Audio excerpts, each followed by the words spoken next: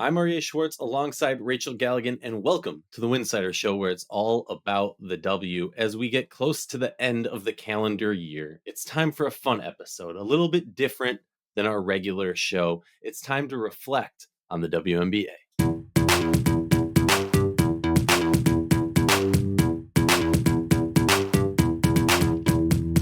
If you like our show, please consider joining our Patreon community, patreon.com/Winsidr. That's patreon.com/Winsidr. For less than a cup of coffee a month, you can directly show support for the hard work we do covering the W. And don't forget to see our amazing staff's written content over at winsidr.com. That's winsidr.com. Welcome back to the show. Excited to be here for a little bit out of the ordinary. I'll just give the preface now. If you're coming here to listen to some in-depth WNBA analysis, hot takes, things like that, wrong episode for you. Please go back to our last episode or go forward to our first episodes and listen to those and see how much we've grown from there. But for our loyal listeners, I'm sure you remember throughout the playoffs, we made a call to you to share your favorite WNBA moment. And today we will discuss the finalists and quickly share a brief summary of them because there's some really moving stories in there and a few honorable mentions, and we'll pick a winner live on air. But before we get into that, I'm lucky enough to host this podcast with the great Rachel Galligan and discuss many cool topics. One of the things that you and I first bonded over was our love for the W, obviously, might shock people. But I'm curious for you, we've asked all of our listeners, the 5 of them. I'm joking. We have a nice amount of listeners. We just can't imagine that it's that much. We still get by it. Yeah. Right. And so we asked them, we said, hey, please share with us your favorite WNBA memory or moment. And so I want to kind of flip the table around, Rachel, and ask you, do you have, now it doesn't need to be favorite, but just like when you think about, the W, but I want to give the stipulation that I don't want, like, we've had some cool experiences as media, like unbelievable, mind-blowing experiences. I don't want it to be that stuff, because that's the stuff that we are lucky enough, like, that's a perk of doing what we love to do, right? But I want to think more so, because it's so rare we get to be just fans. So I want you to put on your fan cap and tell me about a experience or a WNBA memory that makes you kind of smile as you think back to or cry. Because you were a Sky and Fever fan, so maybe more. I was going to say, long before I was in the media and doing what I do, I was living in Indiana and I was coaching at Ball State. And we used to we had a group of friends down in Indy, and when we didn't have work or we weren't recruiting, we would always go down. And if it was a Sunday, we would, tailgate at Colts games, and then we'd all just head over there and go to the Fever games. And it just became something that we did, was, getting a group of friends together and going to brunch before and going out to the Fever games, obviously having them win the championship. Like, it was just fun to be a fan. And that was right at the preface before I started doing this.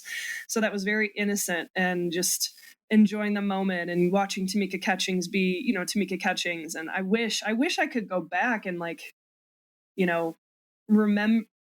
soak it in a little bit more, because the person I am now and the person I was then are very different people in terms of just my knowledge in the WNBA. So that's one, and I'm going to do multiple because I can.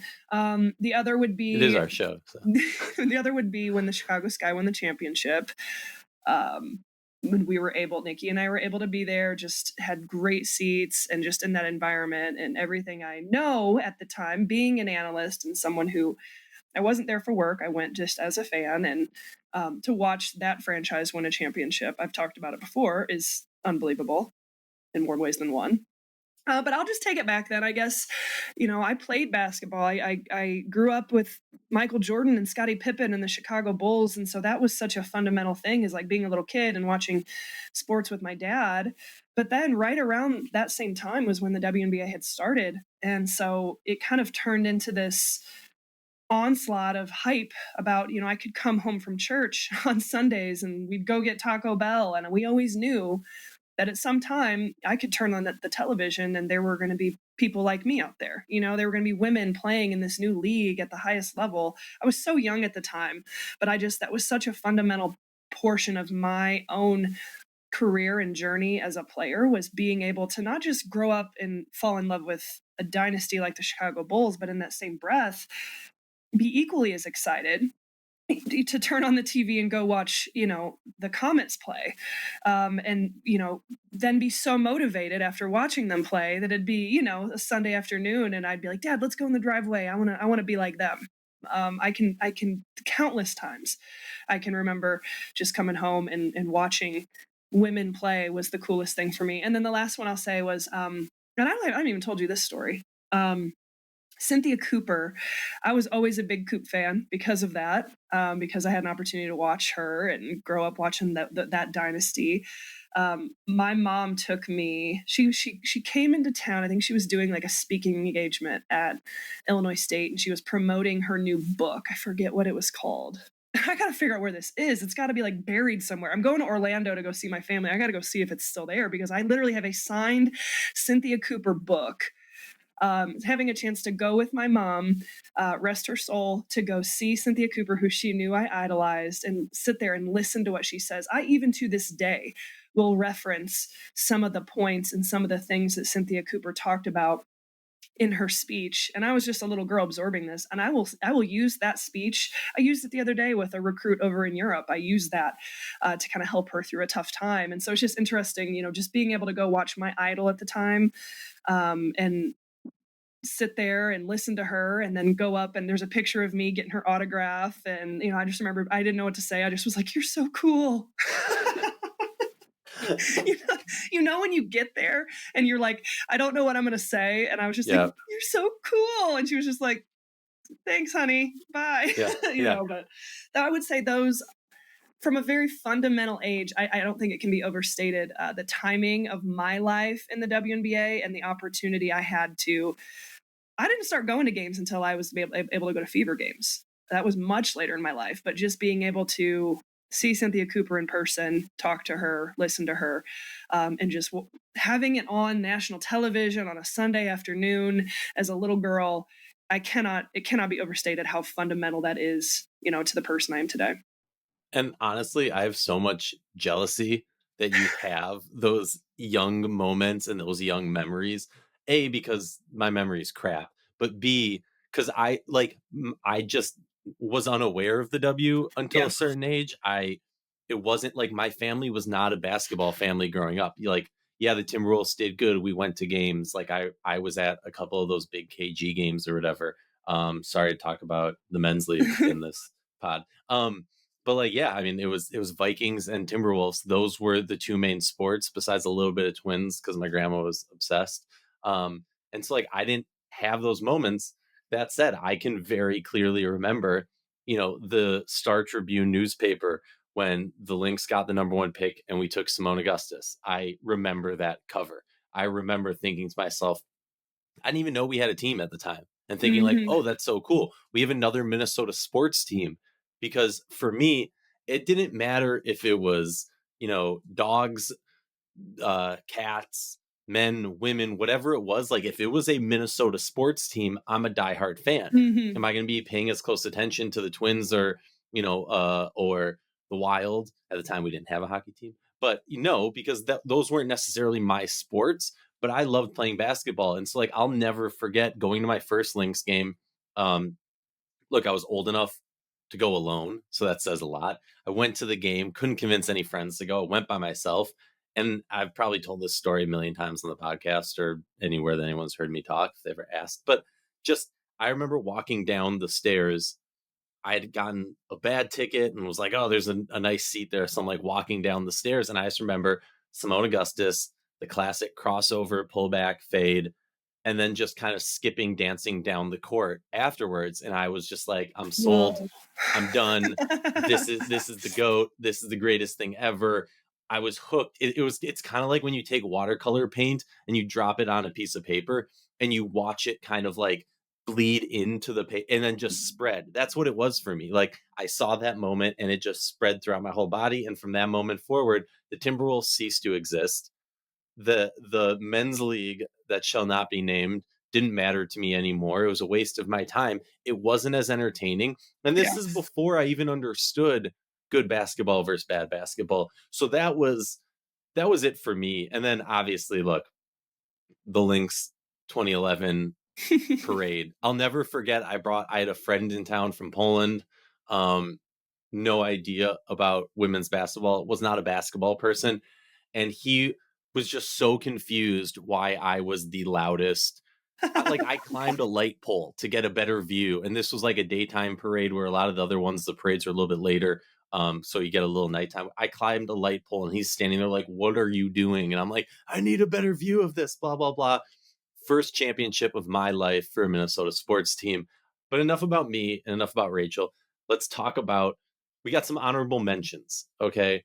The first one, I sincerely apologize. I stink at reading and I'm going to butcher your name. I very much apologize. Coralie or Coralie. Sorry. Please email me. I apologize. And I will say your name correctly the next episode if you tell me how. But they shared with us being a Storm fan over the years, and from the old school legacy and legendary teams to Stewie and Lloyd growing up in front of our eyes. And the quote that kind of stuck with me is, "I will never forget how spoiled we were as a fan base in that year," referring to Mm, 2010. And I completely understand that as yep. someone who was a big time Lynx fan. I completely understand that. And also, given, I'll just say, the animosity around the franchise currently, I thought that one really stuck For out, sure. Yep. and strung a chord in my heart. Now, this is a name you might remember, Rachel, from our playback days, but Pootie Tom. Pootie Tom Yes. hops in here, and also just amazing to hear from you, Pootie Tom. Glad you're still listening and you didn't leave us in playback. Um, their entry was about the 2016 finals in Minnesota, but I'm going to be honest, Pootie Tom, I know you're from Minnesota, if I remember correctly. Kind of mad that this is what you picked. The 2016 finals, where Elena Beard hits the buzzer beater in epic game, fitting given the Women's Basketball Hall of Fame announcement about Alana Beard being enshrined this coming year. Big shout out to Pootie Tom, longtime supporter, longtime listener, big fan. Another honorable mention, our last honorable mention, was a dear friend, Alex, who I'm not going to get into the whole thing because, be honest, Alex, you mentioned the G League a little bit too much for my likings. No, I'm joking. But brought up Dan Hughes, talked about the Cleveland Rockers. And so anytime you're bringing up defunct teams like that, I got to give love to that. Also mentioned going to a G League game and getting a Cleveland Rockers inspired jersey from that, which I thought was really, really Oh, that's cool. cool. So that's the end of our honorable mentions. And now we enter the finalists. Aaron talks about the Phoenix Mercury home opener game in 2023 when they announced BG was back. She was the last Ooh. one to come onto the court. They switched the song to "I'm Coming Home," and there wasn't a dry eye in the house. And Wow. then obviously an equally emotional moment. And honestly, reading that right now, I'm getting chills, Me too. I'm like, ooh, right? okay. Like, because that, we all remember that. I Mm-hmm. remember crying Oh, yeah. when we saw Brittany Griner touch down. You know what I mean? Yeah. Then BG. So in that game, BG, I don't know, for anyone who doesn't remember, hit a three and then screamed, "I'm back," which quote unquote gave me chills. It's Hmm. giving me chills talking about it now. So Wow. that's definitely a finalist. Excuse me. Another one from Matt with 1T. Started watching in 2021. Season ticket holder since 22. Chicago Sky. This submission by Matt was really well written. Honestly, Matt, I don't know what your profession is, career. If you ever want to get into WNBA writing, let me know. It was really well, and it was like a story. It wasn't just, you know what I mean? Yeah. It was a story of how the fan base in Chicago grew to the new look Sky this past year. Even the odds were against them. The team was going through a tumultuous period. All these, Ka just left, all these different things, new coach, Mm-hmm. and talked about, swag surfing and how the crowd wasn't into it, but as the season and kind of used swag surfing as a metaphor for this season, Mhm. and then kind of how the team, the fandom rallied behind the team. And a quote that stuck with me towards the end of this submission was, "I hope the music hasn't stopped for good," Oh, wow. because talked about how the music started to play and the team was getting into it and the vibes were turning up, and then slowly, hey, new head coach, all these movements, things like that. Um, and now let's just hope that the music has not stopped for the Chicago Sky for good. Now, moving on to our last two finalists, and Rachel, we're gonna do a little whatever deciding of who wins it in a moment, but we'll get there. From Alejandro, and I apologize if I messed up your name. Moved to New York from Spain in 2020. First game coming out of the pandemic at Barclays.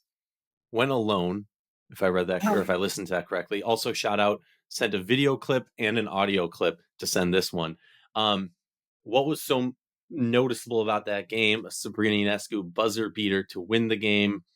Doesn't remember if it was a 2-point or a 3-point. Doesn't matter because they left the game crying with joy of being able to experience that game. And that really hit me because as somebody who's a Minnesota sports fan, I never had tears of joy from sports growing up until the Lynx won their first championship.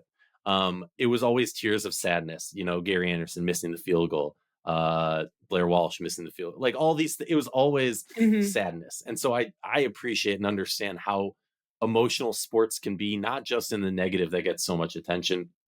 Um, and then this quote also stuck with me. Someone who comes from a family of immigrants, a small dream in the larger, fulfilling a small dream in the larger American dream, really touched me.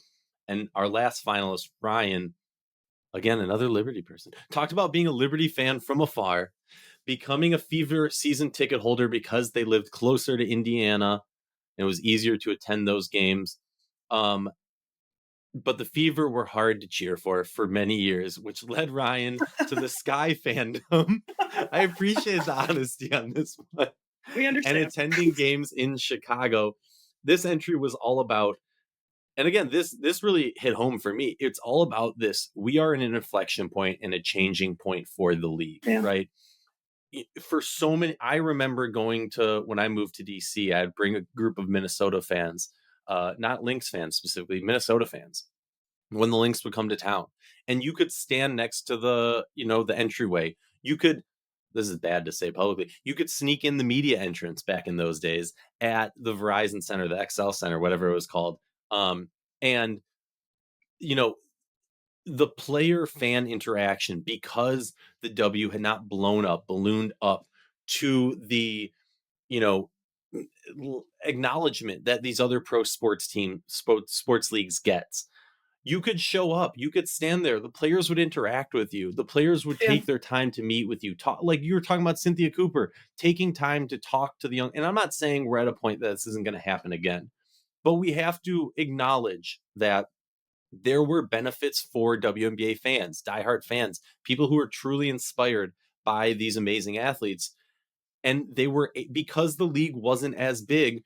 We talked about it with BG coming home. We talked about it with the growth of Angel Reese, Caitlin Clark, and just the ballooning of the league in general.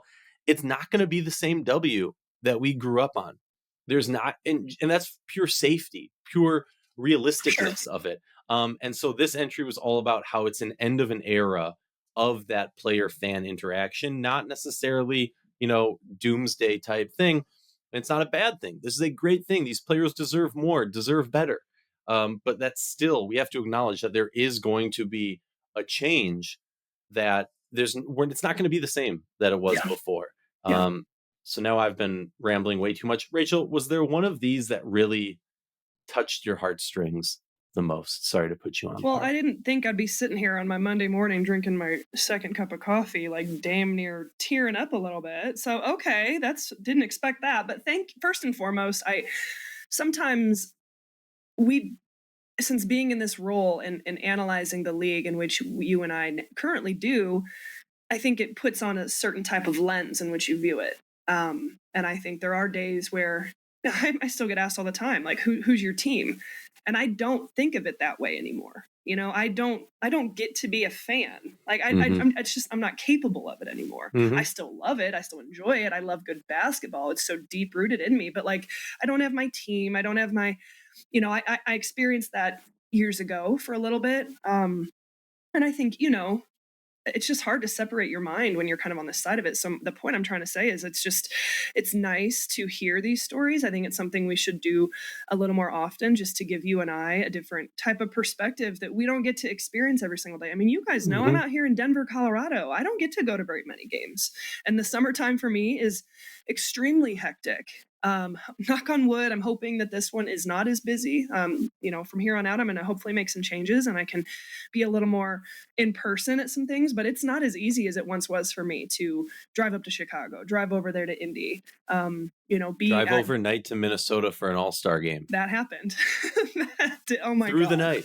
I was crazy. Yeah, like so the last few years have been hard. I feel like I have this kind of virtual relationship with the Mm. WNBA, if you will. So it's nice to hear these stories. It's nice to kind of just remember it's so much bigger, than just getting on here and analyzing the moves and free agency. And it's impacting people day in and day out. So I just want to thank everybody who gave submissions, who shared those stories, because at the end of the day, as a passionate basketball fan, as a woman in women's basketball who's given my whole life to this, yeah, of course, no surprise, it's going to make me a little emotional to hear those things, because it's just I love to hear how it's impacting people and bringing joy to their lives. So thank you for sharing those. I don't know, it's hard for me. It's really hard for me to get past the Brittany Griner one. That one, obviously, I think is always going to strike an emotional chord. I also liked was Alejandro from Spain talking about just coming over here and having the opportunity to, go check out a game and be so impacted and leaving in tears. Like, I don't know how I'm supposed to pick from these. This is hard. I'm gonna be honest. Aaron, no shade. I ruled out the BG one only, and not. Look, like I wasn't joking. It wasn't just saying it. Like I literally got chills. That was a deep emotional, Well, and how tugging at amazing this. for Aaron to get to be there in that moment. So freaking lucky. I'm Wow. gonna, I'm, because I'm a jerk. The thing that I'm gonna push back against on, and the reason why, and I already kind of filtered them out. Aaron, no offense, we had you in fourth place.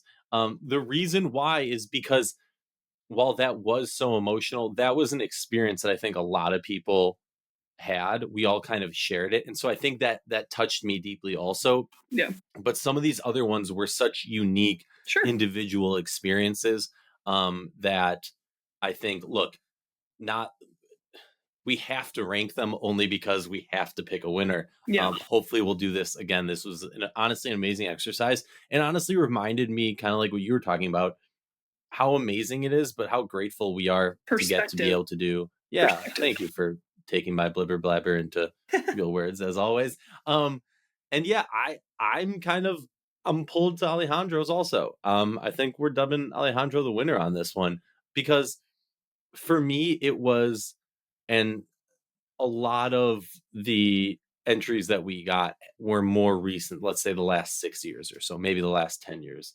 Um, but this was one about somebody who finally got the opportunity to attend a game Hmm. and jumped at that opportunity. Yeah, Middle of a pandemic, putting his life on the line for his love of women's basketball. I appreciate that. I respect that. I love that. And I hate that we can't give a prize to everybody because for sure. honestly, all these finalists were amazing. Yeah, I was gonna say I don't like this activity, but I know we have to pick one, and we've drugged this out long enough. So, I know. and I I will would say say, though, go ahead, go yeah, ahead. no, No, oh, you I was go. just gonna say if anybody else are one of those finalists, hit me up because I have too much going on. I'm a spacehead. If you hit me up with a follow up email being like, "Hey, reminder, I was one of the finalists," I might have a little something for you. It won't be the homage, gift package for the winner of this, but we've, as Pootie Tom knows, we've collected many things over the years to give away that we never had opportunities to, and my wife would be very happy for me to have less WNBA junk in the house. What were you about to say? Sorry. No, I was gonna say the Alejandro one. Very cool because it probably touches me deeply because I have such deep roots internationally as well.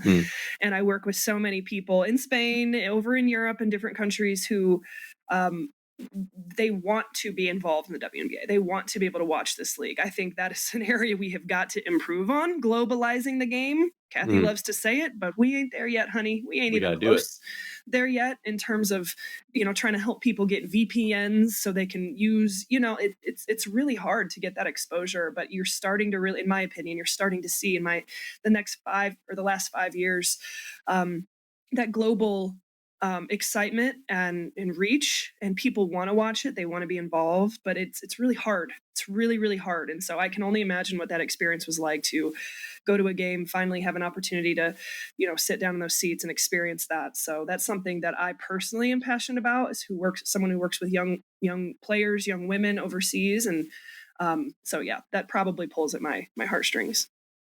Awesome. Well, because honestly, you know what? No, I'm doing this. Alejandro, you're the winner. Woo! But the goat of this episode has got to be Pootie Tom. Just shout out to Pootie Tom. Just because haven't heard from him in a while. Throwback, love it. Honored. There are some other really cool entries. Maybe one day we'll go into like the archives and pull out some more of the ones that didn't make it to the top 5 finalists, weren't an honorable mention. But Rachel, this likely might be our last episode of the year 2024. Wow. So in the memories of 2024, I'll go first. But I want you to think of a memory of 2024. Forget all these other things. I know what I'm going with. All I have to do is put my hands up straight and then don't even touch them except to block the ball. And I call that the Alana Smith. I'll never forget the WNBA finals this year. It was epic. It was historic. It was amazing. Just truly, truly fun to watch, especially given the context of the super teams, of the condensed power on different teams, if you don't want to use the term super teams.